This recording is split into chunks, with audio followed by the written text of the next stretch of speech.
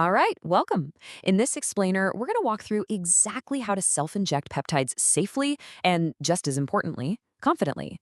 We'll break it all down step by step so you feel totally in control. So are you maybe a little nervous about that first pin? Hey, if you are, that is totally normal. Most people are.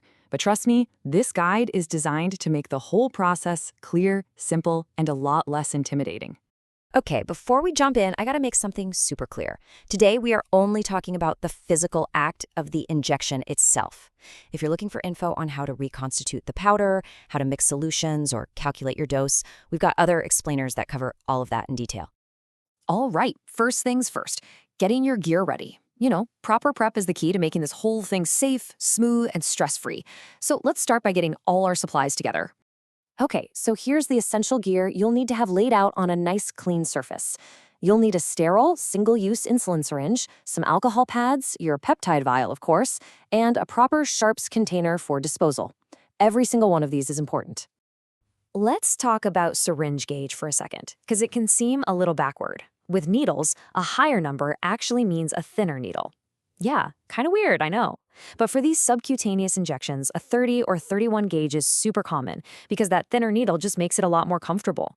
All right, section 2, let's talk about where you're going to inject. This is just as important as how you inject, both for your comfort and for making sure the peptide works effectively.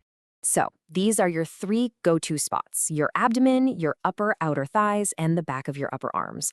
But why these places, right? Well, it's because they have a nice layer of fatty tissue right under the skin, which is exactly what we're aiming for.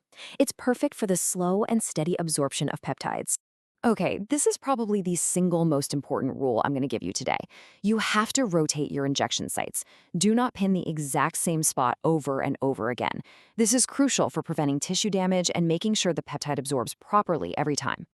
And check this out. This table gives you a super simple example of how you can do that. You can just follow a basic schedule, moving from your abdomen to your thighs and then back again. And see, on day 5, when you go back to the abdomen, you just pick a new spot, maybe an inch away from the last one. Easy. Okay, here we go, the main event. We're all prepped and ready. Let's break down the actual pinning process into a few simple, manageable steps you can follow every single time. Step 1 is all about sanitation. And look, this part is absolutely non-negotiable. First, wash your hands really well with soap and water. Then, grab an alcohol pad and clean the rubber top of the vial. Use a new pad to clean the spot you're going to inject. And this is key, let it air dry completely. Don't blow on it, don't wipe it, just let it air dry. All right, time to draw your dose. First, pull the plunger back and draw air into the syringe, the same amount as your dose. Now, stick the needle in the vial and push that air in. This helps equalize the pressure, making it way easier to draw the liquid out. Then, just flip the vial upside down and pull the plunger back to your exact dose. See any air bubbles? Just give the syringe a little tap, tap, tap to send them to the top, then gently push the plunger to get them out. Just burn this image into your brain, 45 to 90 degrees. This is your target angle for the needle. Anywhere in this range is the sweet spot. It ensures you're getting into that fatty tissue layer and not going deeper into the muscle.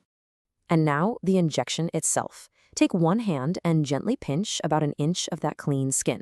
With your other hand, insert the needle at that 45 to 90 degree angle. Now just slowly and steadily push the plunger all the way down. Once it's empty, pull the needle straight out quickly. If you want, you can apply a little gentle pressure with a cotton ball. And that's it. You did it. Awesome. You've got the technique down. Now let's quickly cover some really important safety practices that you need to make a habit of every single time you inject. Now, this is a huge one, especially if you're using more than one kind of peptide. You have got to label your vials. I'm talking the name of the peptide and the date you reconstituted it. An unlabeled vial is just a guessing game you don't want to play. You have to be 100% sure what you're injecting. And here's exactly why that labeling is so critical. Different peptides have different schedules, right? Some you might take every day, others maybe only a few times a week. If you mix them up, you could be taking the wrong thing at the wrong time, which can totally mess up your protocol. Clear labels prevent all of that guesswork. Okay, let's lock in these 3 golden rules of safety. 1, always use a brand new sterile needle and syringe for every single injection, no exceptions. 2, never ever share your needles or your peptides. And 3, The second that needle comes out of your skin, it goes directly into your sharps container. Protect yourself and everyone else. Okay, so this guide has shown you the how, but it's so important to remember that this doesn't replace real professional medical advice. Not at all. And honestly, this is the most important piece of advice in this entire explainer. Your health is everything. So before you start any peptides or make any changes to your routine, you absolutely should be working with a qualified healthcare pro who gets you and your health goals. So as we finish up here, I want you to ask yourself, now that you know how to do this, what's going to be your number one non-negotiable safety habit? Is it going to be meticulously rotating your sites, double-checking your labels every time, or making sure your sanitation process is flawless? Pick one, commit to it, and make it your ritual. It can make all the difference.